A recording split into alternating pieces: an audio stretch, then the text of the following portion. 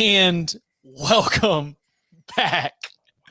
Y'all, this has been absolutely bananas. We are coming to you live at youtube.com/cover3. It is 11:30 p.m. on the East Coast. We do have BYU currently holding a 14-3 advantage against USC. But if we're trying to catch our breath, it's because we're coming in the moments after the conclusion of Oklahoma State's 37-33 win against Oklahoma in Bedlam. And that was just like the icing on top of a cake that was already just with everything that had happened, maybe even prior to kickoff, an unbelievable day in college football. That's Bud Elliott. That's Tom Fornelli. I'm Chip Patterson. And do you want to work reverse order? Do we just want to throw this around and just, how about this? Just like general thoughts on the day, like Bud, just as we sit here and we're going to go through some of the line items. We even have like Thursday nuggets to pull out, Friday nuggets to pull out. So I don't want to waste too much time, but it today felt special to me because the 2021 season was one of the most anticipated in the history of the sport. We didn't have fans, and now we were going to have fans. The excitement that we felt was pulsing through the Cover 3 listenership. We saw it with all the excitement that was wanting to watch all the football that was going to unfold, not with conferences starting at different times. This was a traditional rivalry week in a mostly traditional season. They gave us chaos at the beginning with ranked teams losing, and I just feel like it delivered. It was just a phenomenal day to let anybody who might not be all the way in college football like we are understand why we have so much passion about this sport. You don't get this in the NFL. What an awesome day. Just, I honestly wasn't in love with Friday and the Egg Bowl. Okay. Today delivered so well. I mean, but all the time slots, right? My wife wanted me to put up this snowman we had in the front yard. I'm like, when am I going to do this? I got to find okay, halftime of the Iron Bowl, I guess is the right spot. I was at the Jones Christmas tree farm at 9 a.m. I knew we had to get this thing out of the way early. Where do you guys want to? I mean, I think we need to start, obviously. Ohio State, Michigan. Yeah. I mean, that game was this morning, and it feels like it was 2 days ago already. But it was still the most significant. No, I know, but I'm just saying that's to speak to how today was. It's like, oh, that's how we started the day, and it feels like it was, 2 days ago. Yeah. But Jim, before we got to talk about Mike Gundy getting his, Jim Harbaugh got his in a really big way. Tom, you were live blogging this game, and so I do want to give you guide us through how you want to break this thing down because you were hinging on every bit. Your words are on cbssports.com. Please go check it out. But what's really starting to stand out to you as you continue to process the result of wire to wire, like pretty dominant in all phases of the game? Michigan 42, Ohio State 27. Yeah, it was a strange feeling because, we've talked about it on the show for a lot of the last month where it's like, this is a very good Michigan team. It's just, you sit there and you watch it and you realize that it's good, but you've seen this story too many times before where it's like, hey, this team's pretty good. And then it goes and gets waxed by Ohio State and you realize all the deficiencies it had. So even with this team building up to the game, it's like, I'm like, all right, no, this is the most balanced offense that they've had. They've got a terrific pass rush. They've got a strong secondary. And it's like, this is all really good stuff. But I can't fully buy in until I see it against Ohio State. And it showed up today. And like you said, this was not like crazy plays happening and getting a few bounces to go your way and then not pulling off the upset. First drive of the game, Michigan drives 75 yards, touchdown. Had a chance to go up 2 scores. Cade McNamara tried to force the ball to triple coverage at the goal line, got picked. But like that's the one when that happened, I went straight into, oh, okay, here we go. That's when the game turns. But it didn't. Michigan, they fought back, they took the lead, and they never gave it up. And the one thing that really stood out to me in this game, or the one takeaway that I kept coming back to, is like we spent so much time this season talking about how Ohio State was the one team where we thought because of its offense, it could give Georgia a real run for its money in a playoff game. But as I was watching this game and I was watching Michigan just run the ball down Ohio State's throat all day long, and thinking back to September when Oregon came into Columbus and just ran the ball down Ohio State's throat, Ohio State never would have had a shot against Georgia. because Georgia would have just run the ball right down its throat, and it would have gotten at least a stop or two to win that game. And I don't think Ohio State could have ever gotten a stop against this Georgia team, the way that this defense played. Because another thing that stands out from this game too, Michigan, 4 sacks, 8 tackles for loss. Ohio State, no sacks, no tackles for loss. And the last couple of years, the one thing that Ohio State's defense has really lacked is the elite pass rusher. Michigan's got 2 between Aiden Hutchinson and David Ajabo. And we have seen the impact that that has had on Ohio State's defense the last few years, where it's like they don't have NFL studs in the secondary. They have guys who'd be helped out if Ohio State had a consistent and strong pass rush. And it has it sometimes, and then some games it completely disappears. Michigan's offensive line dominated them in every facet, in the run game, in pass protection, in everything. And they lost. And Michigan, I tweeted this during the game. This is the most Stanford-looking Michigan. You know, like when Harbaugh was at Stanford and they were really rolling, this is the most closest thing I've seen to one of Harbaugh's Stanford teams since he came to Michigan. So I gave Michigan a lot of crap, right? And said, hey, James Franklin has done a better job relative to the Penn State job than Harbaugh has at Michigan. And before today, I totally stand by that. But don't you guys feel like this one was different? This is way different than all the other Harbaugh wins. It's not okay. Like there's no asterisk on it. Ohio State, in my power ratings, was pretty clearly the number 2 team in the country. Michigan went out there and they beat their ass physically. Tom, check this stat out. 85% leverage rate. Only 15% of their downs were passing downs. Ohio State never got them behind the chains. Oh, it was incredible, yeah. Hassan Haskins, 68% rushing success rate. Blake Corum, 67%. Like when you run the ball 34 times with those 2 dudes for what, 235, 240? Mm-hmm. Like I did not think that Ohio State's defensive line would get mauled like that. And it wasn't just them getting out gap. Like Michigan was really getting great surge. I think on the backside, or rather on the other side, it wasn't just the speed rush that gave Ohio State problems. It was the power of Ajabo and Hutchinson. And Hutchinson. See, I almost said Winovich. Hutchinson. And that they were able to compress the pocket around Stroud. And even when they weren't actually sacking him, they weren't running by him.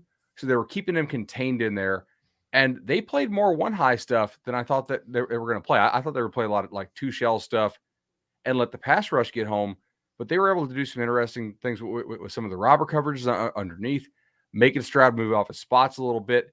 They didn't have to blitz him a ton, but they did bring it some. I mean, in kind of a throwback to some of the old Don Brown stuff. They mixed coverages. They confused him.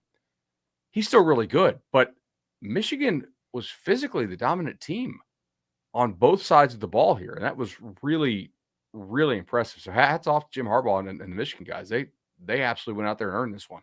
Yeah, So I think go ahead. I was going to say, to be clear, like when the pass rush didn't get home or pressure Stroud, Ohio State was able to throw the ball really well because Stroud did finish with 394 yards passing. Jackson Smith and Jigba had 127 yards receiving. Garrett Wilson had 119, and Chris Olave had 88.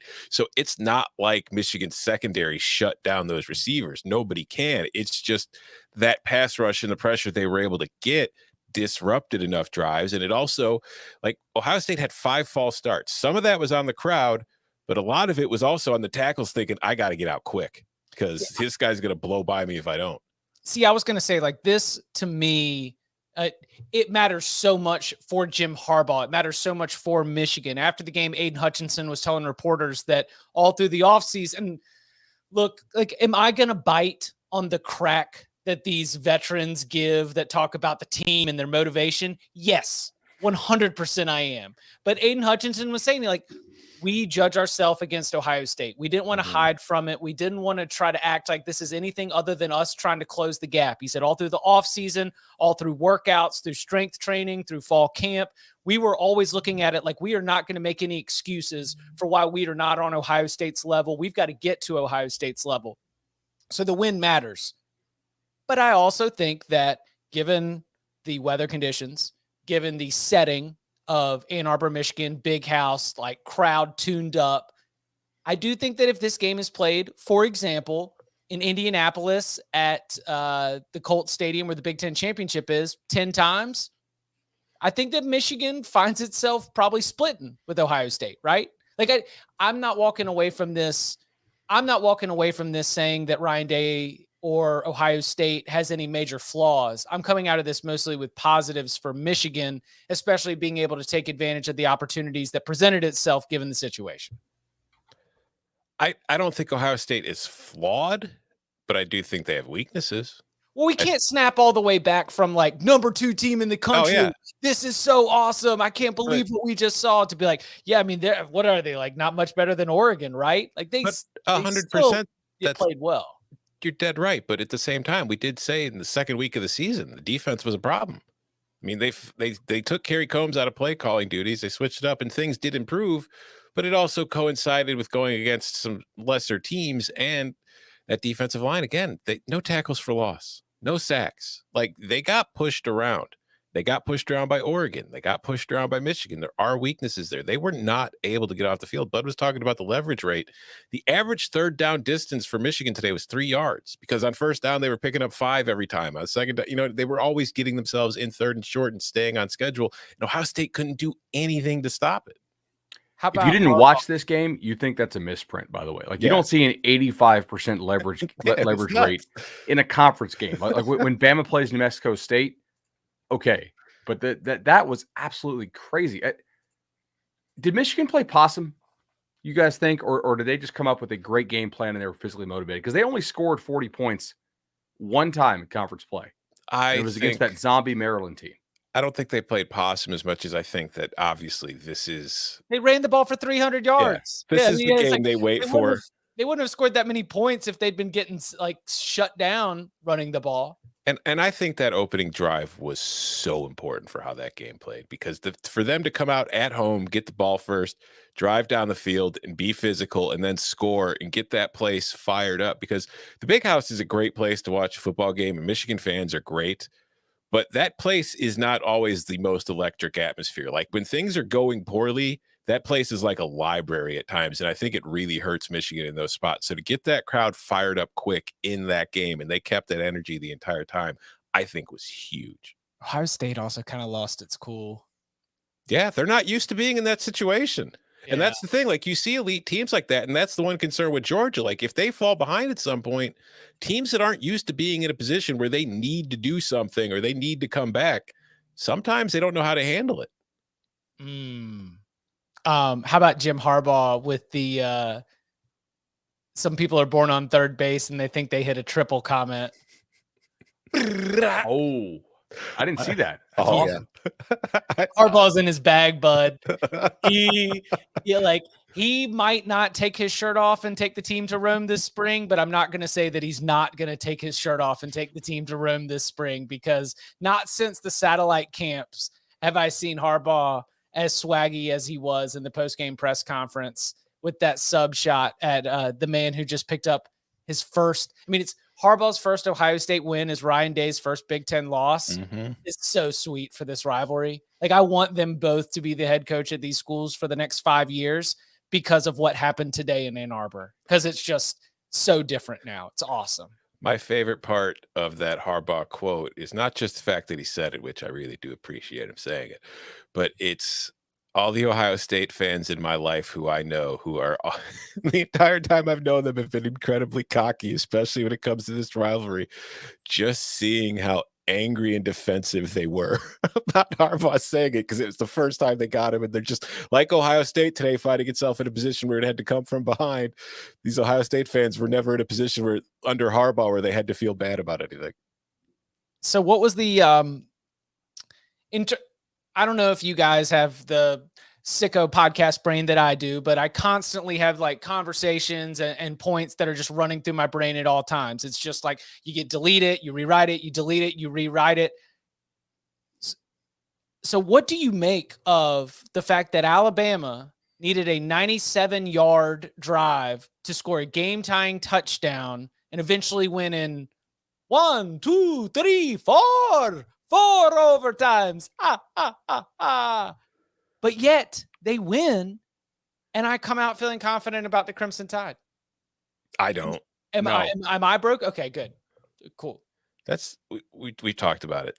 That offensive line was getting beat up all day by Auburn, and now they're going to go play Georgia. And granted, like, Alabama's defense balled out today too. Like, the only reason Alabama won this game is because its defense kept them in it for the entire time. But like, no, that Alabama team, it's the least physically impressive Alabama team I've seen under Nick Saban in a very long time. They lost a lot of important guys off last year's roster. They have not replaced them at the same rate. Like, we keep waiting for this team to show us something other than what it has shown us. And I think they have a really good quarterback in Bryce Young, who keeps getting better. They have a pretty young receiving core. You know, Mechie is solid. Mechie is not the, hey, now he's going to be your number one guy. Not all the dudes off last year's squad are gone. You know, they lost Jameson Williams to that targeting on punt coverage, which is, you know, wild. But Tom nailed it. The inability to run the football on Auburn, which does not have a good defensive front. I think Auburn has a good secondary, despite their meltdown against Mississippi State. But the fact that Bama couldn't get movement at the line of scrimmage consistently against Auburn's defensive line is concerning, because I don't think that's one of the better defensive lines in the conference. And they were not able to push them around at all. You know, when I see a guy like Damian George playing for Alabama, that's concerning to me, right? I don't know that he is somebody who would have started on really any of the prior Alabama offensive lines. This team just doesn't look like it has another gear to tap into. Also, this game should have never gone to 4 overtimes ever. Nope. Brian Harsin is the guy that, instead of doubling down, you know, within 11 against a dealer 6 and either cashing out big or walking away a loser, it's like, I tell you what, let me just slowly bleed out over the course of the next 30 hands and then lose anyway. You're a 20-point dog at home. What the hell are you doing kicking the extra point? Go for 2. Try to win the game right there. Alabama's a far superior team to you. You had actually been playing poorly for about the last 30 minutes or so. Yes. Really. There's nothing in the record of today's game or of the prior 11 games that say you are going to make a nice comeback and start playing well in overtime. Go for it. See if you can hit it right then. I made the analogy of the casino, but why would you extend the game against a far superior team? That's dumb. I can see why. Like, I know some people at Auburn who are like, yeah, if Washington or Arizona State comes calling, you know, and if he has the jab or gets the jab or whatever, we'll waive that buyout. Yeah, like, I've seen a lot of Auburn fans mad at Tank Bigsby for going out of bounds. I've seen a lot of Auburn fans mad at the refs for some what they believe to be questionable calls. But no, I think the reason, like, they should be mad at Brian Harsin for that decision in overtime. Because, like you said, when you're playing a superior team, extending the game only increases your odds of losing. So to do that and not go for 2, then just, I mean, you might not have won the game, but I feel like that was your best chance to win, because that's pretty much a coin flip at that point. I'm taking Alabama and Atlanta. Like, on the spread or to win? If Alabama had won this game by 10, you know, and looked bad, but just kind of gone through the motions, I wouldn't be on this train. But there's something about them getting out of that. Was a game Alabama should have lost in so many different ways. You point the listen. You think they've got Auburn Jesus now? They're the team of destiny. I don't know, man. Like, Alabama getting out of that game and out of that stadium with a win is a little bit spooky. And the Jameson Williams targeting that you mentioned, Bud, when was that? Oh, that was in the first half. Mm-hmm. And did you see Nick Saban say that? If you were lip reading him talking to Jameson Williams immediately after the call on the sidelines, he said, he was like, it's just a half. Like,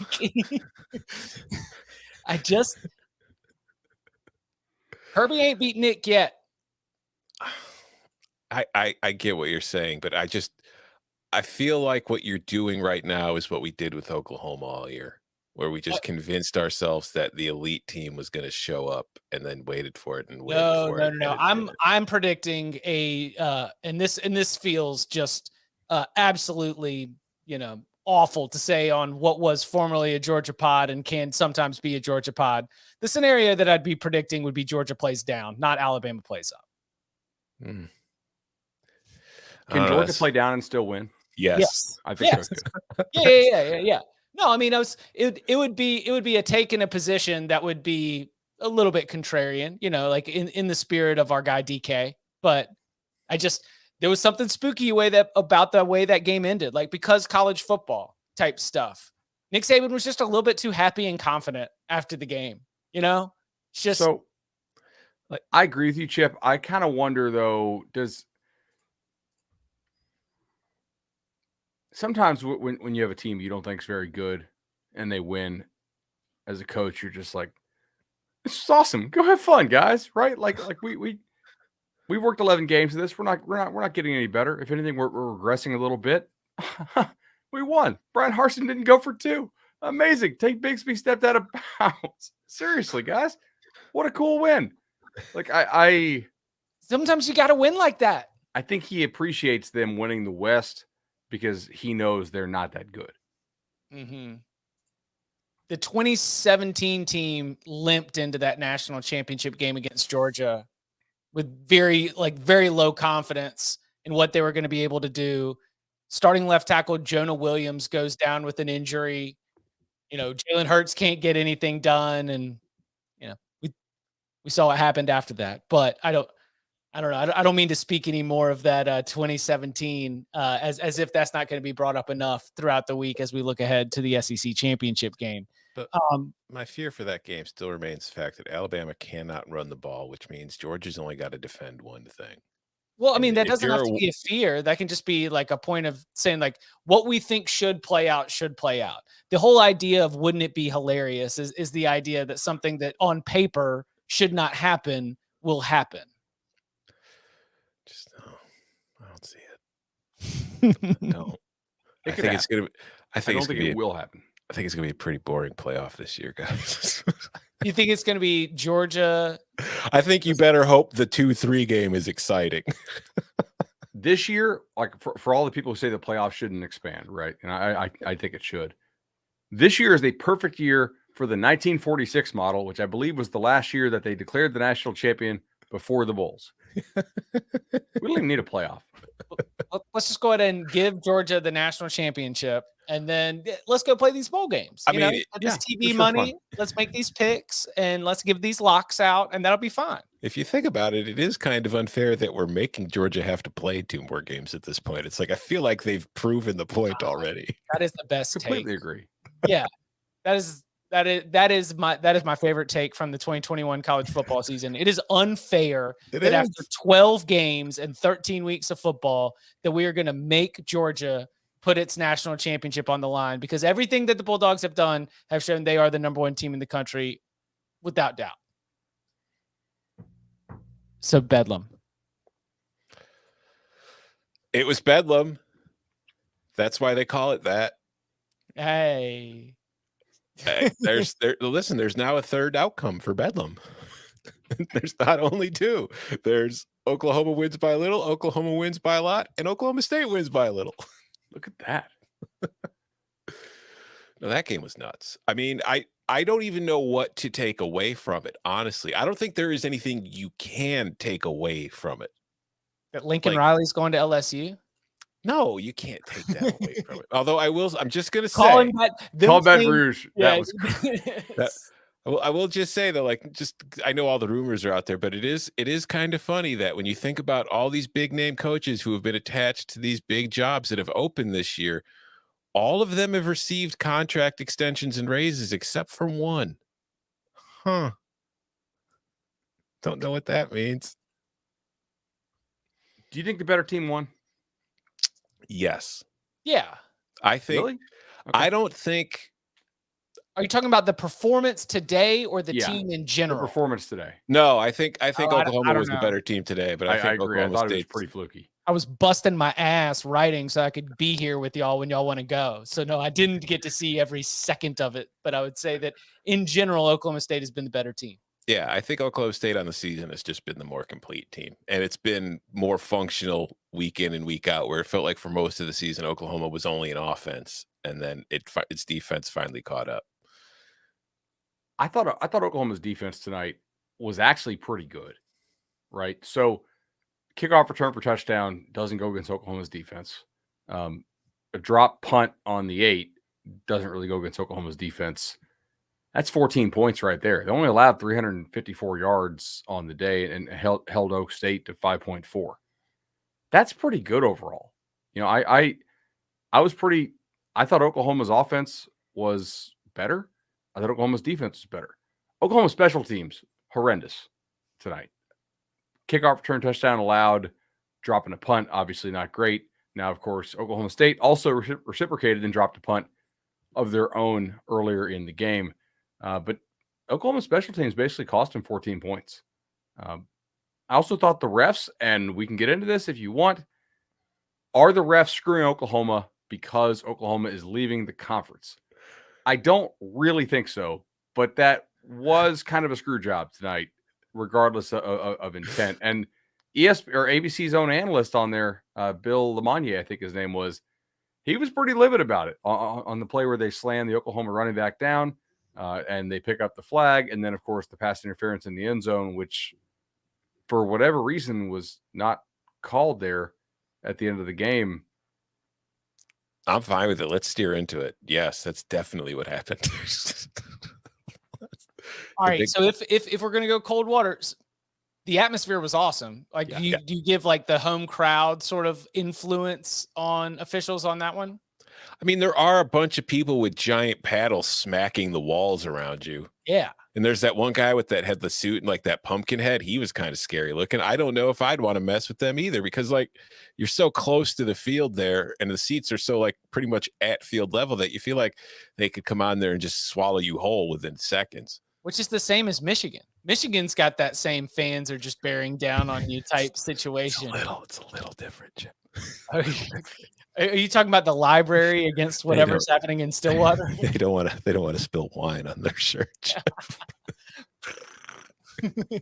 I do want to give credit to Oklahoma State's defense here, though, for the variety of calls they were able to come at Caleb Williams with, but still maintain their rush integrity. Like, sometimes if you're facing a QB who is that mobile, it's hard to dial up a whole bunch of different stuff because you have to make sure that you keep your rush integrity so he doesn't just get out and run for 1,000,000 yards. And he did have some good rushes tonight. Obviously, he had a long of 56. So, you know, that one was fairly nice. But I thought they did a really good job. Look at the final sequence before, like, the very last sequence, right? They on the one, they're bringing everybody, and then they come out and they bluff bringing everybody, and they're dropping and they're playing like a little 3-under zone stuff with what looked to me to be at least one spy on that. They were able to confuse him, make him get off his first read more often than not, and that was fairly impressive. The other thing I thought was Oklahoma's receivers did not do anything. It was all their kind of tight ends and H-backs, which was interesting. But I evaluated this team this year as far as their receiver quality. I thought they would get more out of Hazelwood and Woods and Marvin Mims, and they just didn't. Like, these guys are not running wide open like they used to. Coming up on the other side, we open it up and take a look at the entire board and reach back to a little bit of Thursday, Friday takeaways from a busy rivalry week 13 next. This is about our legacy. I'm changing the game. Every time that black people move forward, they move the goalposts. And it's time that somebody fought back.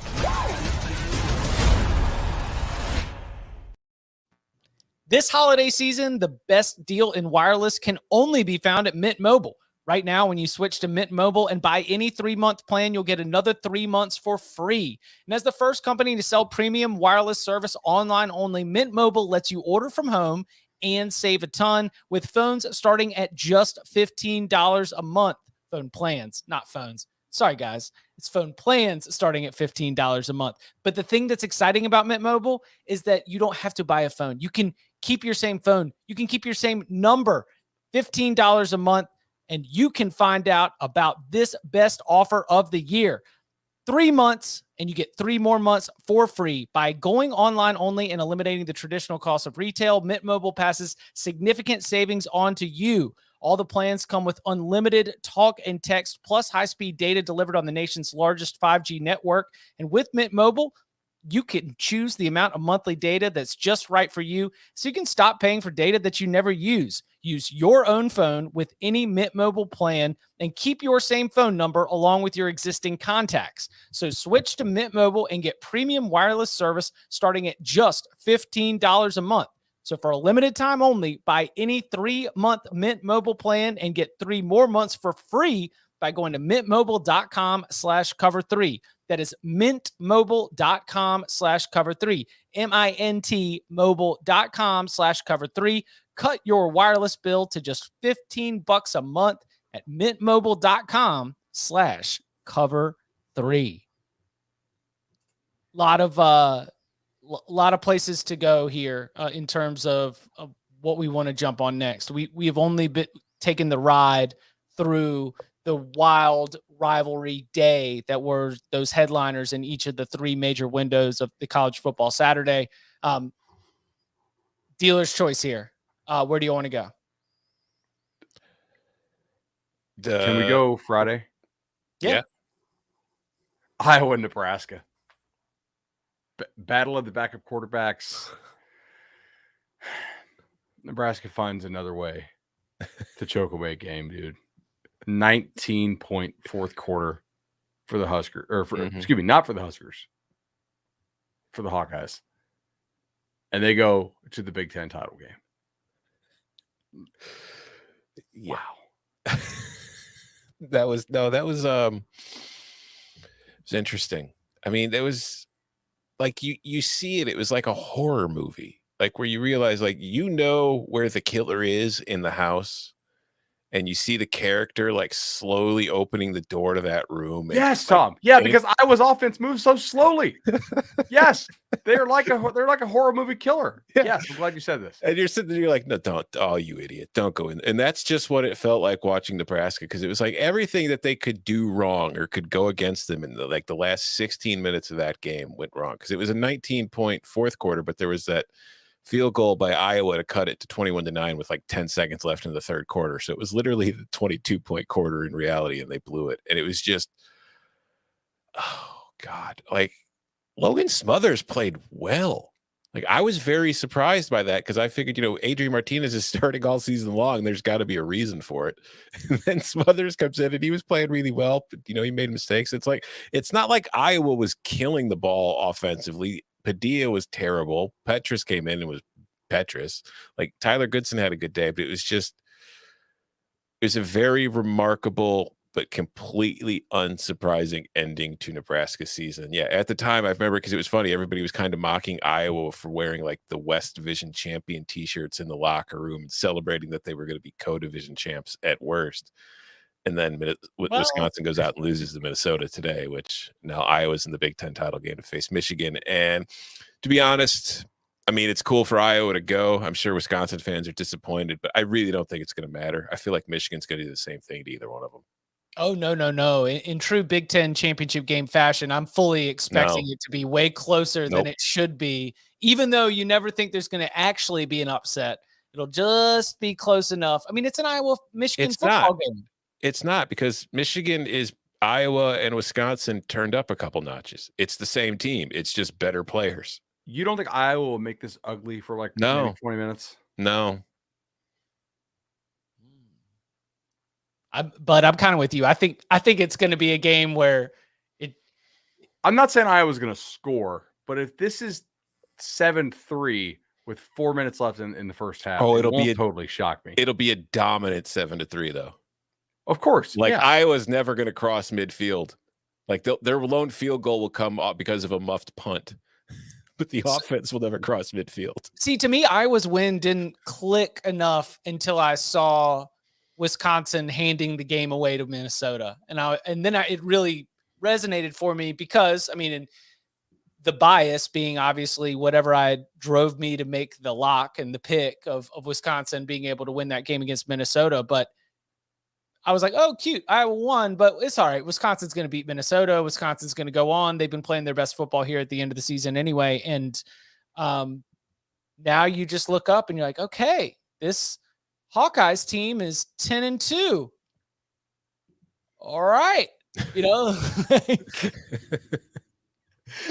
like all of the doubt that was applied to talking about the Iowa Hawkeyes when they were ranked number 2 in the country. And everyone's like, yeah, the Hawkeyes, number 2, feels like it's coming back now that I'm like the 10-win division champion Iowa Hawkeyes that are 10-2. And you won it. Congratulations. You know, no one's ever going to take that from you.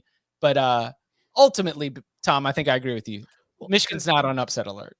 Yeah, because I mean, like, if you think of Iowa so far this season, the only dominant performance they had in the Big Ten was the Maryland game.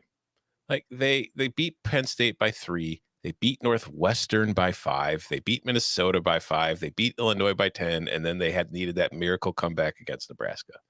Like, this is a team that I firmly believe is going to get its ass kicked by Michigan next week.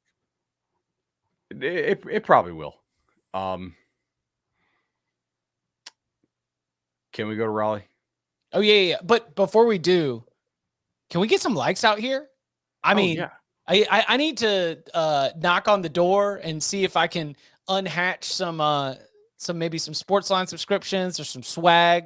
We'll see what that is, but we need to see more likes. I know how many of y'all are watching right now, and I don't see enough of y'all watching also smashing that like. So go ahead and go do that. And we appreciate all of you that are watching along at youtube.com/cover3. Let's see if Coca will release some prizes. Let's get those likes up and we'll start that conversation. But 14 points to start the game, 14-0. And 2 more touchdowns to close the game, erasing a 9-point lead in 30 seconds. In between all this, North Carolina, what was it? 30-6. But NC State wins. And North Carolina, shocking, amazing. I loved it, bud. I loved every single second of it because it's the full emotional roller coaster of North Carolina national television. Like, oh, this is when they come and they trip up. And that's what it looked like right out the jump. But then you had the return, in which case you introduced the NC State doom and gloom. And doom and gloom around the NC State fan base is, well, I mean, that's just like one of your first emotional options. And you know that when you've got 65,000 people all feeling doom and gloom, sometimes that can trickle onto the field and things can kind of spiral out of control. But then to also double back with a reprise of our opening act of North Carolina tripping over itself on national television and to actually be some kind of a validating win for Dave Dorn and this Wolfpack program, I loved every single second of it. Some of the late game coaching and play was pretty wild. Chip, I know you've watched NC State this year. Can you see what I mean by how much I hate their offense? Yes, 100%. Like they're just so much less than some of their parts. Their parts do not add it up. Yeah. Well, they get right. They cannot run the ball well despite having 2 NFL offensive linemen at the center and the left tackle position and 2 running backs that, like, I can't tell you who's an NFL running back, but I can tell you that Bam Knight and Ricky Person Jr. are damn good college football players at the running back position. It's crazy. Should we address the Lincoln Riley comment here?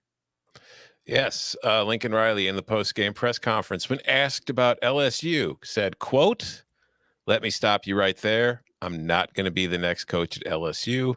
Next question." So it's a pretty firm denial. No, so who's it going to be at this point, honestly? Are we buying that? Is Bama really going to get – are they going to be able to rehome Bill O'Brien? No way. LSU falls for that, right? No, not falls for that, but no way they fall that low on their list, right?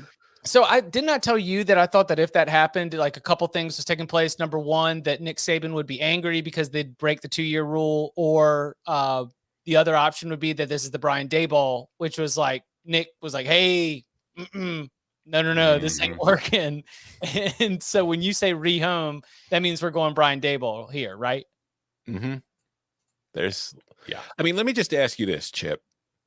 What have you seen from Alabama's offense this year to make you think that Bill O'Brien's name is suddenly being floated as a coaching candidate because of how well Alabama's offense is? No, I thought I told y'all off the jump. I just thought it was because he was well connected, had a good agent, and had good friends in the industry.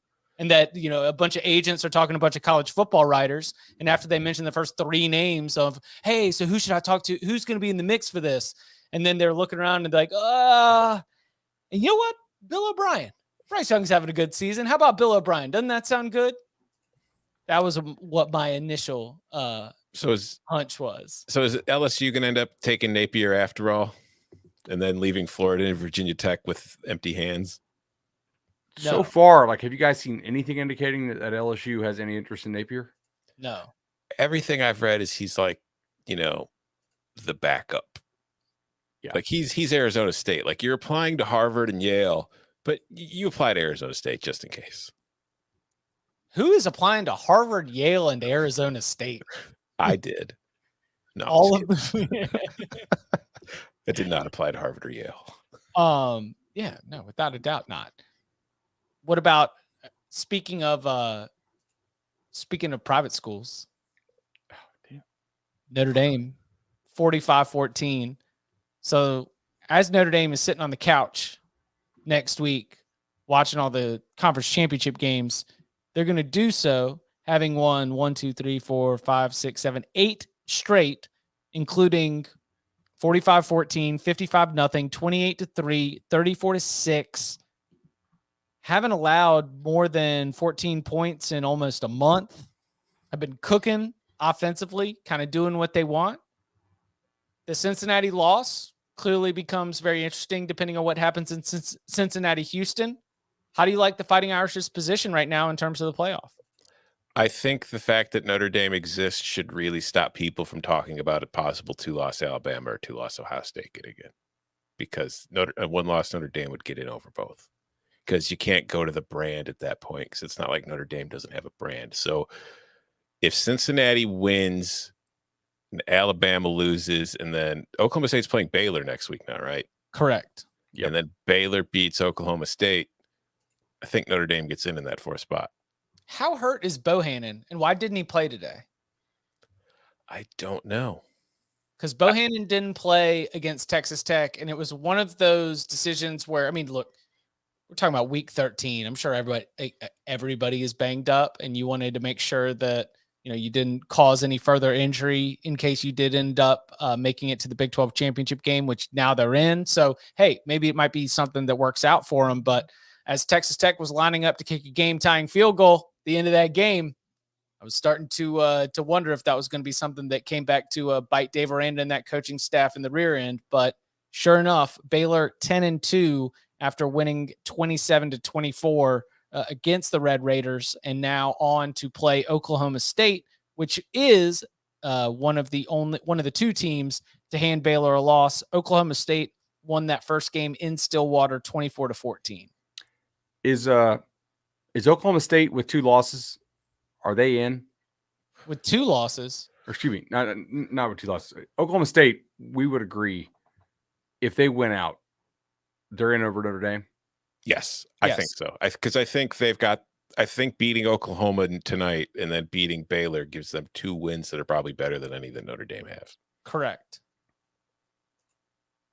Yeah, that's probably true. Notre Dame's schedule, if you look under the hood, is not very good. Now, they have disposed of most of it like you would expect.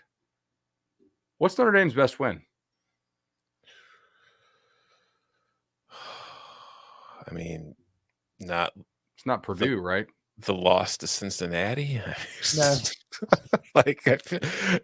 They don't really have a great resume win. They've got a bunch of good wins, but they don't have the Wisconsin.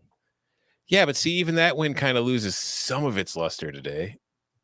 Because Wisconsin's not going to be a top 10 team. It could have been a top 10 team had it won today.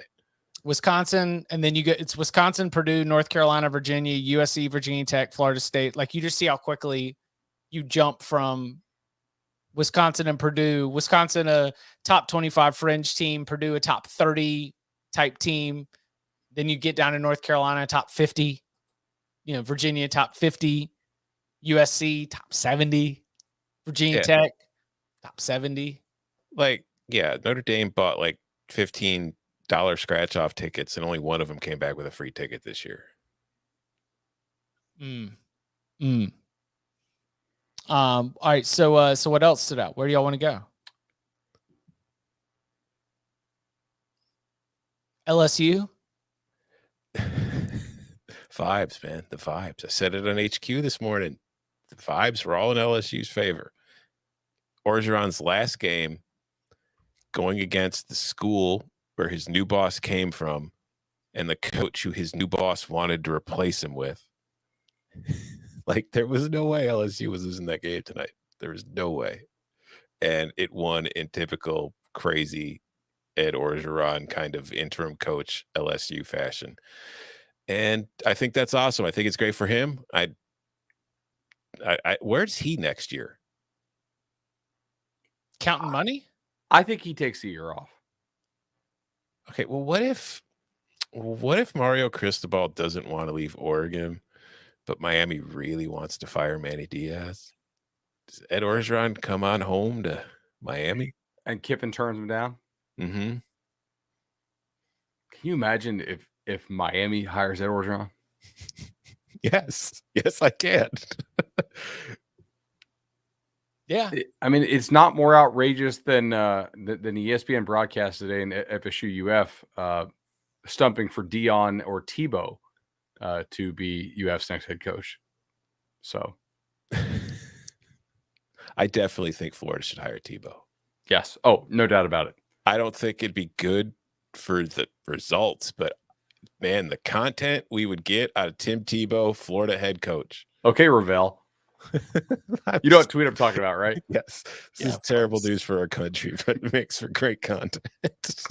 Yeah. I always root for the show. Mm-hmm. I always root for what's going to generate the most interest for us right now. I tend to think that Texas A&M loss is this sourest end for a season that included beating Alabama. For a season that included the first time we've seen a Nick Saban assistant beat Nick Saban, for it to end at 8-4 feels like all of that. Barton used to get so mad at me when I would say that I'm not picking Texas A&M to do it, that I don't think Texas A&M is going to win the national championship. And he would be like, why? I'd be like, I don't know. They haven't done it. They got all the resources. They got all the want to. They got all the care. They got more people invested emotionally and financially in trying to win a national championship and have for longer than most college football programs. And it hadn't happened. So I just don't think it's going to happen. And when I see this team beat Alabama, but also finish 8-4, that's kind of the disconnect that has me thinking like, all right, maybe it won't. Maybe it won't. They paid Jimbo $2.25 million per SEC win this year. That's a lot of dough. That's a lot of dough. I'm going to hold out judgment on them somewhat because they are recruiting at a different level than they normally do even, right? They actually have a shot at the number one class. But again, 4 years in College Station, 4 years with the least explosive passing offense in the conference. It's not getting any better. Now, you could say they lost Haynes King, and they did. I think that's a fair point. I don't think Calzada is a very good quarterback. King was not necessarily lighting the world on fire before he went down. Maybe he would have gotten a lot better. We'll see. They like the quarterback they have coming in. But look, if A&M does not find a way to hit explosive pass plays, they will not be a serious national title contender. Period. You cannot win a national title without the ability to throw a haymaker in some way. And they're outside the top 100 or damn near it every year. So Lincoln Riley and Jimbo Fisher have very firm on the record press conference comments distancing themselves from the LSU opening. Do you feel confident that both of them are going to end up in their current spots for the start of the 2022 season? I mean, I think Lincoln was pretty clear cut with what he said. Technically, Tom, technically, he is not the next LSU coach, though, because Orgeron is not going to True. coach the bowl game, and Brad True. Davis will coach the bowl Oh. game. So if you want to kind of go lawyer here, He's playing chess. We're playing checkers. No, I think Lincoln's, based on what he said tonight, I believe him. I think he's going to stay at Oklahoma. I think Jimbo is going to stay at Texas A&M. And I think that one of the things that maybe we need to discuss, like, first unintended consequence of the early signing period is, coaches rushing into bad recruiting classes that set them behind, put them behind schedule. Then it's schools making moves on coaches quicker, so that way they could try to keep their current recruiting classes in place. And the latest unintended consequence is by giving other schools 3 months of notice that these schools are going to come poach your coach. You got a lot of time to talk to your guy about an extension and a raise to keep him there. So all of a sudden, all these top names, they're all getting new deals. They're all getting new raises. And all these big schools that we thought were going to attract new coaches are going to be hiring some coordinators. That's how this goes, isn't it? Mm-hmm. LSU coach Mike Elko. well, And it might be a great hire. I'm just saying, you're not going to get the Yeah. splashy home run that everybody thought everybody was going to get. you know, made a nice splash tonight. Kentucky. Hey, They whipped Louisville. LSU head coach Mark Stoops. I don't think that would be a bad move at all. I don't think it would be a bad move either. I was yelling at Florida State for not hiring him before they hired Norvell. Now that seems to be going pretty decent for him, but still, I think Mark Stoops would be a great hire. Hell, I was sitting there joking, like, if Lincoln did leave Oklahoma for LSU, Oklahoma should go after Stoops. The other one, not Bob. The other Stoops. Georgia defensive coordinator Dan Lanning is probably another. Like, if I'm going to say Mike Elko, then I need to very quickly also add in another sensible, could land at one of these jobs type name based on everything that we've seen from his work with Kirby and the Bulldogs. Also, what does happen if Auburn comes open too?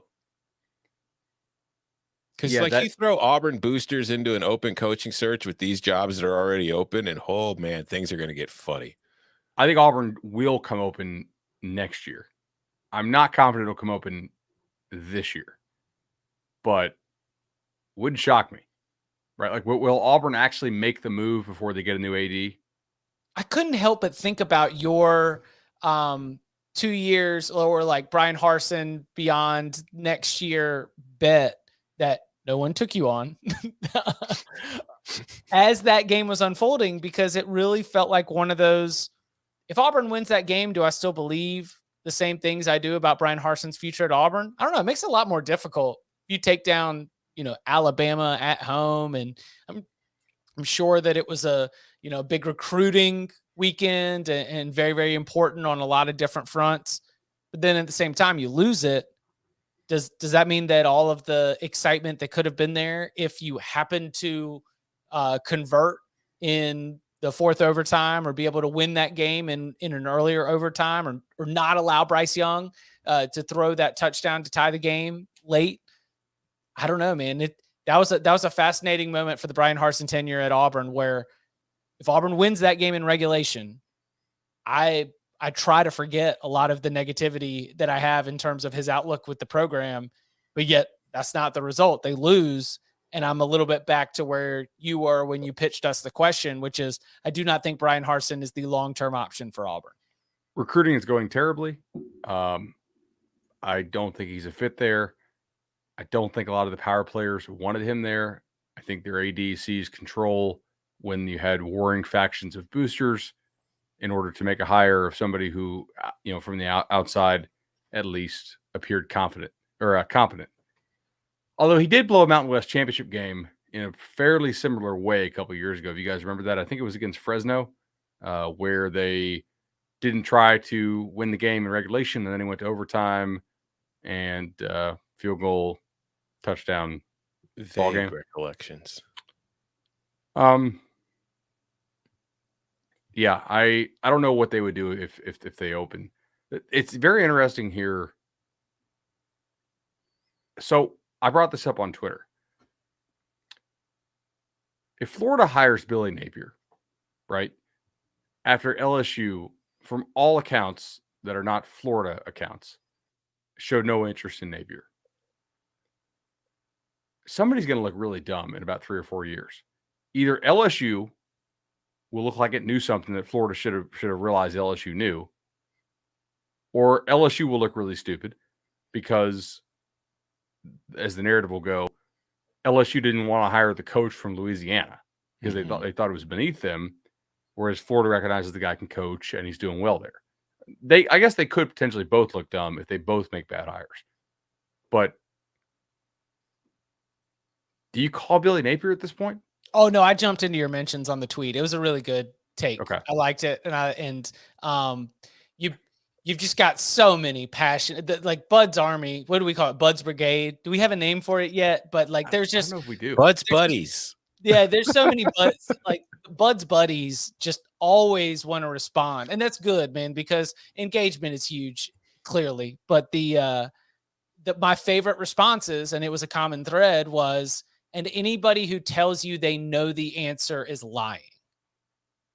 Like the idea that either a Florida fan who thinks LSU screwed up by not hiring Billy Napier, or an LSU fan that thinks that Florida overvalued Billy Napier, they're all lying because they cannot feel certain or confident in that take at all, because no one knows what Billy Napier is going to do with the Power 5 job, and no one knows obviously who LSU is going to hire and whether or not that is going to compare favorably or not to Billy Napier, should Billy Napier go to the Gators.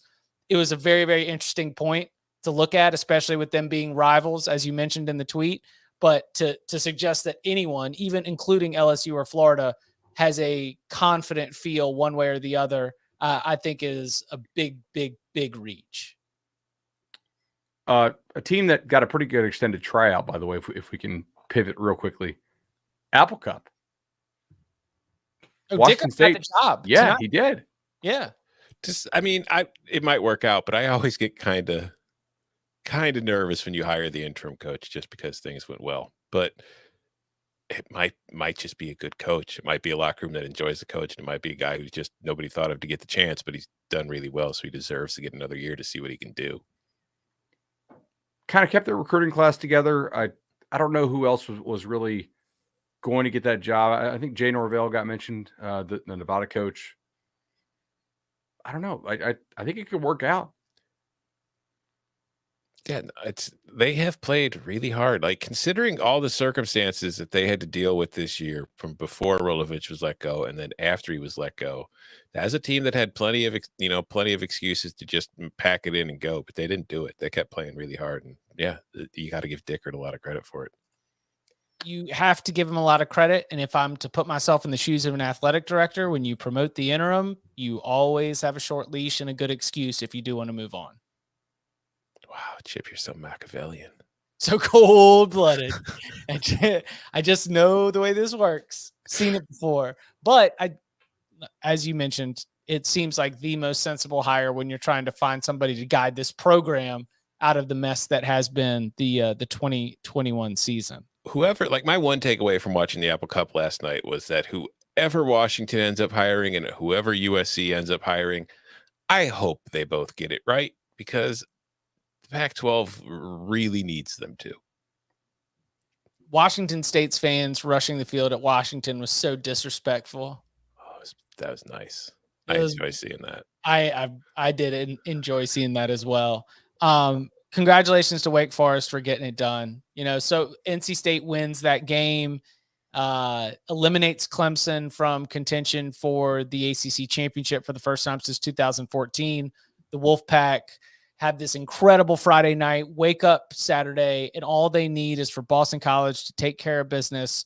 And Phil Dracovic had a horrendous game. And I do not know if it was specifically health, because our reports, we had 10 players out of the game because of flu, and Pete Thamel reporting that up to 30 or 32 players were impacted by a flu virus that was going around. And Boston College was not the only team, by the way. It's that time of year, man. Like, kids are getting sick, and if it's a very, very virulent strain of the flu, it's going to run through a locker room pretty quickly.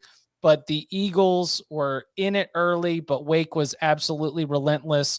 The Demon Deacons defense forces a couple turnovers. 19 passing yards for Boston College in this game. And Wake wins 41-10, clinching the ACC Atlantic for the second time, first since 2006. And they will meet Pitt in the ACC championship game next Saturday. Both teams 10-2, both teams finishing 7-1 in ACC play. Neither team in the mix for a college football playoff, but in what was a down year for the ACC, I think that those are two worthy division champions. And my little ACC homer brain is actually pretty excited to see what happens when Kenny Pickett and Sam Hartman go out there and start slinging it in the Queen City. Yeah, I was actually kind of disappointed by like the lack of overall ACC today, in that Wake crushed BC and Pitt. It fell behind, I think, early against Syracuse, but then it took complete control of the game. It's like I was waiting for somebody to do something really stupid just because you're used to seeing it in the ACC, and then Clemson ending up in the title game. So I'm happy it didn't happen, but I was also disappointed. A little G5 talk. UTSA loses their undefeated season. Killing Illinois' strength of schedule. Just can't believe it. That's Seth Luttrell getting North Texas to bowl eligibility after everybody had him as good as fired in the middle of the year. Mean Green had a hell of a back half of the season. And UTSA also, I believe UTEP also lost today, or UTSA, UTEP midseason, our darlings. They left it all on the field that day. They really seemed to let it slide just a little bit late. I saw, let's see, after their business in the Sun Belt. FAU USA. Did you see what Western Kentucky did to Marshall today? Oh yeah, I did. Grant Wells got hurt in this game, by the way. Oh, okay. Marshall QB. But UTSA scored 47 points in the second half. It's a pretty good half of football. I cashed the under on that barely, and I don't sweat games that hard. But good God, dude, if I lost another under on some late game nonsense. You gotta be careful in rivalry week, man. They don't call off the dogs as much. All right, what about Egg Bowl back on Thursday? You said Egg Bowl didn't really do much for you, but it wasn't as Egg Bowl as it could be. Because it was so slow starting. What were all these like 13 play drives that take like 6 minutes and ends in field goals? Like this ain't Saturday at 3:30 on the Big Ten Network. Come on, this is the Egg Bowl on Thanksgiving night. That's now 9 straight major rivalry games that Mike Leach has lost. He lost 7 straight Apple Cups at Wazoo, and now he's lost his first 2 Egg Bowls at Mississippi State. And like we talked about with Harsin, like how things might be different had Auburn won tonight, and like that whole Gus Malzahn plan where they ignore a lot of your flaws if you keep winning the big game at the end of the season for a little longer. And it's like for Mike Leach, it's like for all the success that he's had and that he might have at Mississippi State, if you keep losing to Ole Miss in the Egg Bowl, they're going to get rid of you quicker. So Lane was playing possum. You really cooked it up. Like by the time I can't believe you fell for it. Oh, like it's Lane Kiffin. I don't mind falling for it. I'm happy to have my heart broken by Lane Kiffin. Lane Kiffin doesn't care about the Egg Bowl. Golly, I think Mike Leach is the greatest offensive mind of our generation. I sure do like them. Oh no, this is just another game to us. Yeah, I don't think it's healthy to hate anybody. No. The more Lane does that, the more it's the opposite. You know what I mean? Yeah. You actually suggested in the group chat, you're like, they should just fire Leach and bring back Dan Mullen. Would you do that if you're a Mississippi State fan? Be honest. No. Really? I think they like Leach. Did they not like Mullen? I think they liked Mullen, but I don't know that they're going to forgive him for leaving. True, that might be it, but I don't know. Speaking of forgive you for leaving, how about Tulsa sending Sonny Dykes out the door with a home loss? Philip Montgomery was like hot seat earlier this year, and I kept saying like his team plays hard, they don't quit. It's freaking Tulsa. I don't know what you guys really expect. Good on them. Yeah, Tulsa found a way to finish with a better conference record than SMU did to be able to go 6-6. SMU started all hot. Everybody was so excited, and they finished 8-4, 34-31. The Golden Hurricane get it done on the road. Arizona State wins the Territorial Cup 38-15. He's back. What? They Herm will be announced back, Herm right? is And I coming was back. going to say, and they announced that Herm Edwards is coming back. So are we just officially going to scratch that off, or is that like Texas committing to Tom Herman committing? Well, unless the AD gets fired, Herm will be back because his agent's not firing him. Or his old agent isn't going to fire him. It's like Herm will be there. As long as the AD is there, Herm will be there as long as he wants to be there. Texas wins against Kansas State 22-17 on Friday. Are any of our Sark alarms like put away for good, or are we still going to keep the ship around? He was able to beat Kansas State with Will Howard at QB. Texas is back. That was painful. Oh, Let's give a shout out. Hold on, wait. Was that is that a lock loss or Yeah. is that dear. Yeah. We don't need to talk about lock losses because apparently it's a bloodbath. I haven't even. Oh, Chip, don't look at the doc, buddy. Do I have one at least? You got Clemson right, and that's it. That's it. I'm glad it was a short one. Is it 1-6? 1-6-1. You pushed. FSU got that meaningless touchdown late to give you the push on FSU +3. Oh man. Yeah, Wednesday, it was overall Wednesday tapings aren't good for the squad. Nope. So you need another day for the process to run its course. I think I haven't updated. Danny's still got one game going. He's got UCLA -6.5 right now. I think he's going to have a winning week as long as they cover. Okay. All I know is my money line sprinkles. I went 2-2, and the two losses were freaking North Carolina blowing it against NC State, and then Oklahoma tonight losing in Bedlam.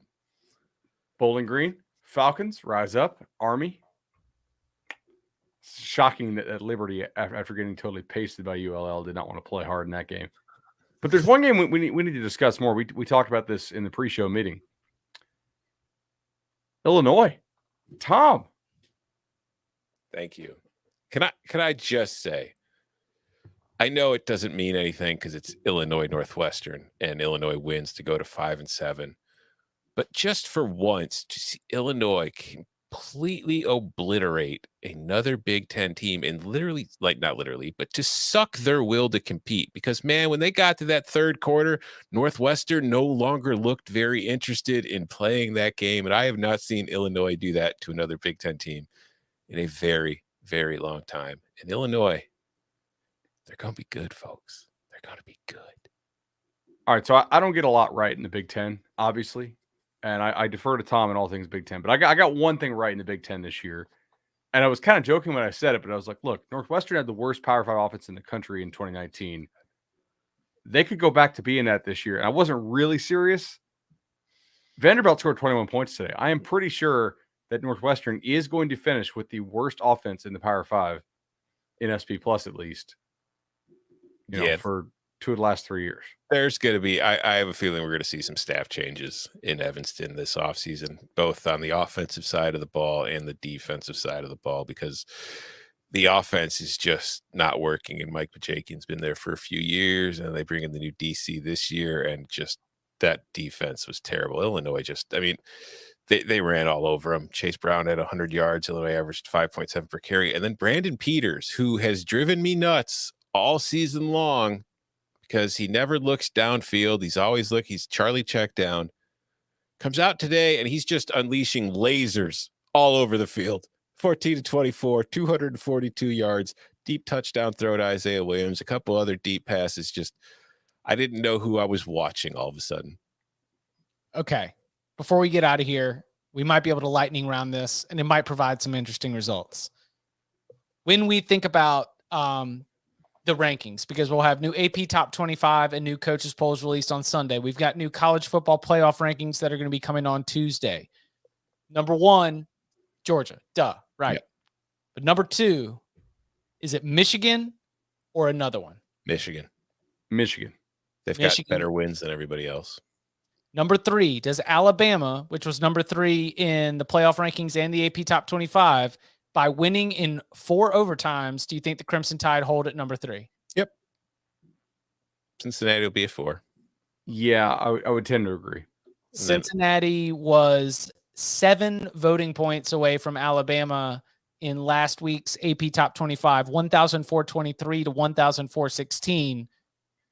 I would note that the result against ECU probably doesn't do enough to be able to jump over going into Jordan Hare and beating Auburn ultimately. It might in the AP. It won't in the playoff. And then at number 5, do you think that that's where you find Oklahoma Hoax. State or Notre Dame? Hoax. Better wins than Notre Dame. Notre Dame will be 6th. Notre Dame will be 6th. I think they're going to have Notre Dame. At 5? Really? Yeah, I do, because how close that game was. And here's the thing. If Oklahoma State wins, they can just easily jump Notre Dame and say conference championship. Yeah. It creates more intrigue.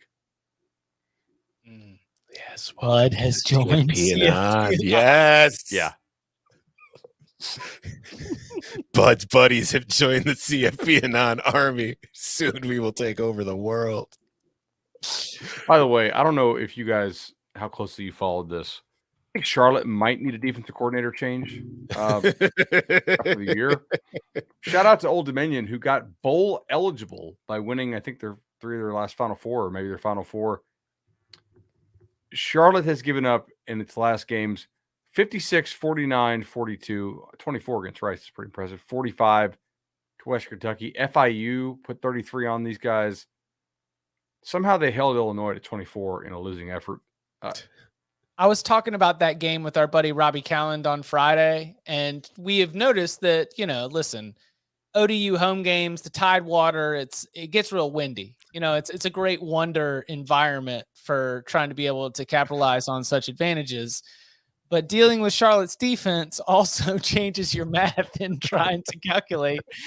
It's like normally we're looking for what 14 to 17 mile an hour winds. And I think that if Charlotte's involved, I need to have a 3 mile an hour wind adjustment for me to. They need a turbine. Yeah.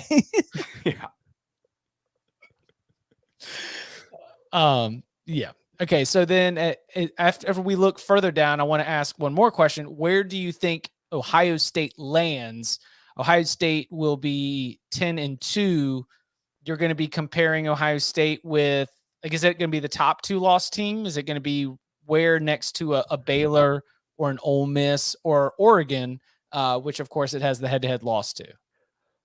I think it'll be 7. They might put Ole Miss at 7 ahead of them, but I don't think they're going to knock the Buckeyes too far for losing to their number 5 team. I would agree. Is this going to be the first Rose Bowl where we see a lot of opt-outs? Christian McCaffrey didn't wait. Maybe that wasn't a Rose Bowl. That was the Rose Bowl against Iowa. Christian McCaffrey opted out of a Rose Bowl. And no. Sorry, Christian McCaffrey did not opt out of the Rose Bowl. Iowa opted out of the Rose Bowl after Christian McCaffrey ran all over them. He quit. Iowa said, "No, we're cool. We're just gonna go study. Let that guy run for 7,000 yards." Is that when they were saying the Stanford band was classless? Yes. Yeah. God, remember when Stanford didn't get absolutely crushed by the early signing period? Christian McCaffrey skipped the Sun Bowl, not the Rose Bowl. Yeah. He ran all over Iowa, forcing Iowa to opt out after the game had started in the Stanford-Iowa Rose Bowl. It was the Sun Bowl that Christian McCaffrey did not play again in. If the Rose Bowl ends up being Utah and Iowa, where are you setting that total? 39, 41. See, I think Utah could put up some points on the Hawkeyes. I'd say 46. I mean, Utah is good. Mm-hmm. They are the team that nobody wants to see in the playoffs. Oh wait, there aren't any. Yeah. Utah did play with its food a little bit. Not that I blame them, but it was the Friday season finale against a Colorado team that you should thrash with the Pac-12 title game on. There were some cosmetic touches to the end. Utah dominated that whole game. I know. I was watching it with the biggest Utah fan on earth. Oh, Lynn? Is that the team that she's decided to align herself with? Not officially, but yeah. Okay. Does she listen to the show? She's probably watching right now. Got it. Okay. Why, you want to say something mean about her? No, I was going to say something in private chat. Okay. I'll say something mean about her. Utah sucks. Go Buffs. Oh, rivalry. House divided. Yeah, exactly. Okay. Anything else from the week that we want to make sure we hit on before we get out of here? Jerry Kill got the New Mexico State job.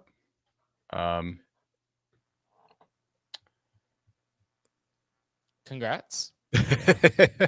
There's Florida State lost to Florida, bud. If we get 4 more likes, then we will have a Monday merch giveaway, according to Coca. 4 likes.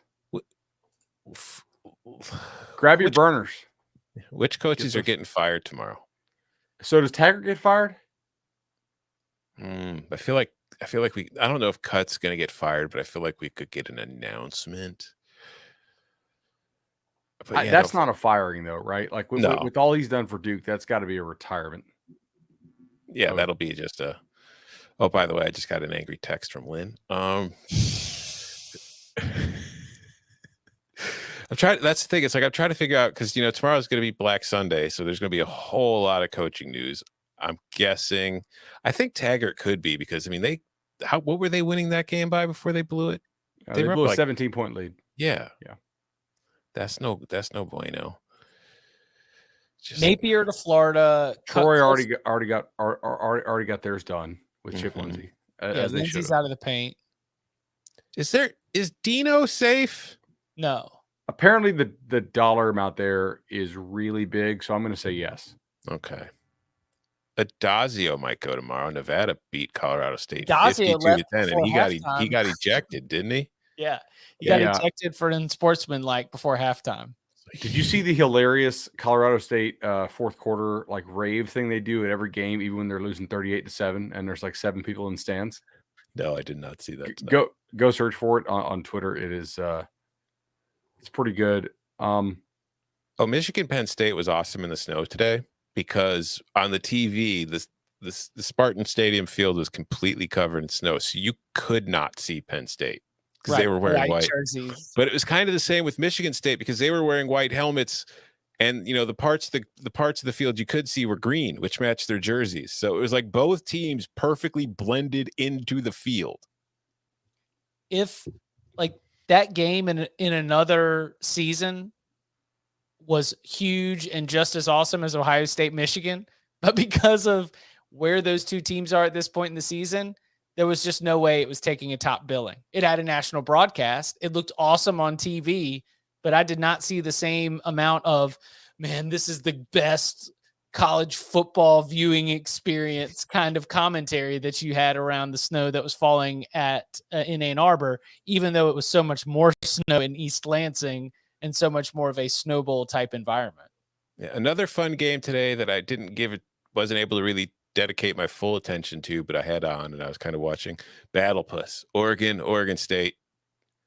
Oregon State made it a game in the fourth quarter, made it look a little bit closer than it was. Things got chippy. There was some pushing, there was some shoving, records were thrown out, no love was lost. But Oregon overall, pretty impressive. I was impressed with the way they responded to last week's loss to come out to win this game. That game was complete nonsense. They scored 33 points through the first 3 quarters. Feeling pretty good about under 64. Got a great number. I think it closed 61.5. And then Oregon's throwing way late for really no reason because they actually have something to play for next week. And then Oregon State is converting 4th and 18s and going for it and then starting a brawl in the end zone. Yep. And that TCU threw back-to-back play action bombs when they were up 27 points with, I think, 2 minutes left. Toledo today could have taken knees and instead continued to throw and then scored 38 seconds to hit that over. That was fun. There's a couple more of these. I'm sure there was one on Friday that I'm missing. Jeff Collins, safe or no? No. Yes. Well, pretty rough today, man. You better listen.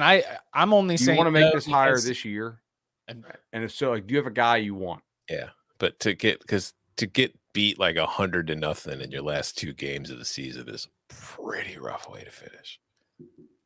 I mean, don't make the move unless you do have, to your point, Bud, unless you know that you've got a pretty good game plan. Don't wander on November 29th into the wilderness and be like, well, now let's start a search. I mean, have your ducks in a row without a doubt, but I wouldn't argue against making that move. I think they knew the back half of the season was going to be very difficult, though. I think we talked about this on the show when we talked win totals. We said, "Hey, the thing is, you're probably gonna get this figured out by Halloween, and then you got to wait another month for your money." Basically, But they lost to Northern Illinois, got their ass kicked down the stretch. 3-9. Their season win total was 4.5. A Duke collapse is the third win. Georgia Tech 24, Duke 21. Happened about maybe 4 weeks ago. Duke had a lead in the second half and just absolutely choked it away. It was a 2 coaches enter. Would not be surprised if 0 coaches come out of it. Wasn't even a Thunderdome. 1 coach comes out. So it was a bad matchup. It was a game that no one won. It was just one team lost by more. You're at least making coordinator changes there, right? I need to do more research into like the vibes and where people are in terms of the relationships on that staff. But it's not top of mind right now. Oh, I found my notes on Dino from the old Barton and Bud show notes that I had.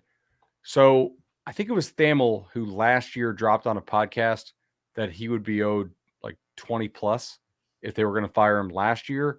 And so my note says several years before this is reasonable. So I think Dino's safe. That'd be great. I mean, I'd love to see it. But unless this thing drops way more survives than I another realized. season. Yeah. Yeah. It's almost like a Clay Helton contract. We're like, wait a second, USC made the buyout. What? But you don't know it because it's a private school. So like until you find it out, it's like, oh, okay. And then it's like, oh my God, Lynn Swan was their AD. That was a thing that happened at USC. I'm basically at that point in the coaching carousel because it's been going on for so long that I think Tom could still play this game, and I would say that no one is safe. He could keep asking me, "Is so-and-so safe?" I'd be, no. So safe? No. I don't know. The best answer is this coach going to get fired? I don't know. He might be. He might be. He might be. Very, very well could be. Rod Carey's got to be gone, right? From Temple. Hey, I hope he stays because then I can just keep fading Temple again next year. Shout out to the Owls and shout out to the FIU Panthers for doing as I expected. And shout out. You had to be a little scared though, entering the fourth quarter when they were only up 10. Nah. Against So Southern screwed Miss. around. FIU. You can No. Navy. No, I knew Navy was gonna. Okay.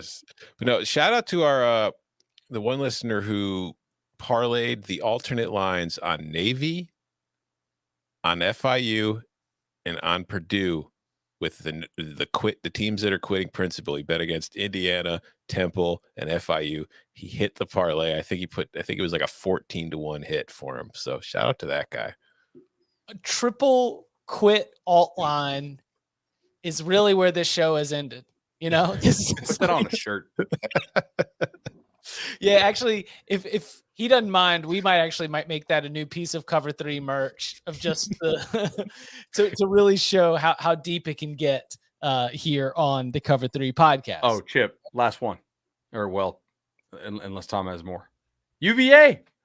How do you not win that one? You have Brennan. Oh, It's the same damn story every year in that game. did you guys watch any of this? I didn't get to see a minute of it. I saw that they tried to throw a tackle eligible pass in the last play of the game. I did not see any of the Allegedly. second half. What I saw from the first half showed me it was going to be dumb, and I couldn't. I didn't think I was going to get any professional advantage in terms of preparation for this podcast or any of the things I had to write or talk about on HQ.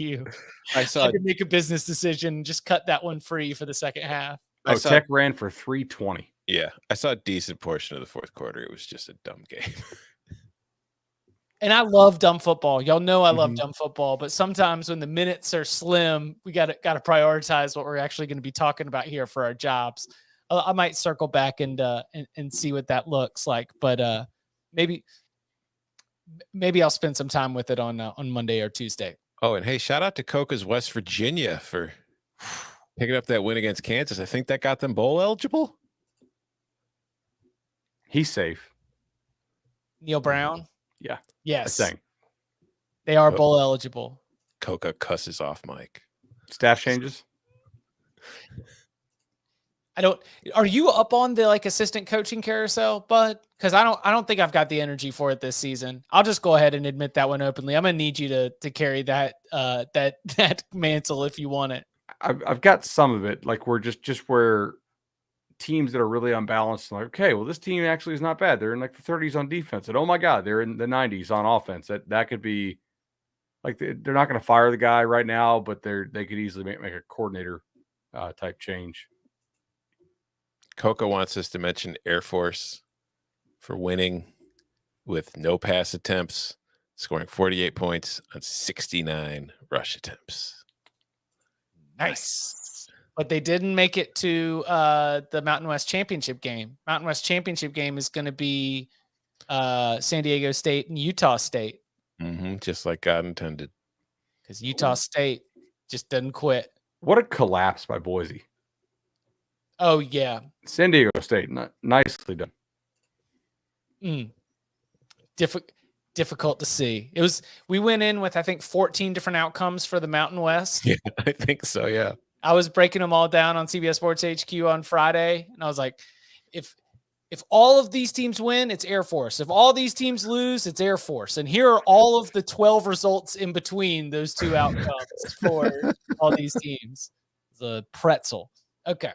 You can follow him on Twitter at BudElliott3. You can follow him at Tom Fernelli. You can follow me at Chip_Patterson. We will be back with you live on Monday afternoon, 3 p.m. for a Pun Further review. And because we got enough likes, we will have a Monday merch giveaway. So make sure you jump in and do that. You can subscribe at youtube.com/cover3. Smash the bell for notifications so you know when we go live.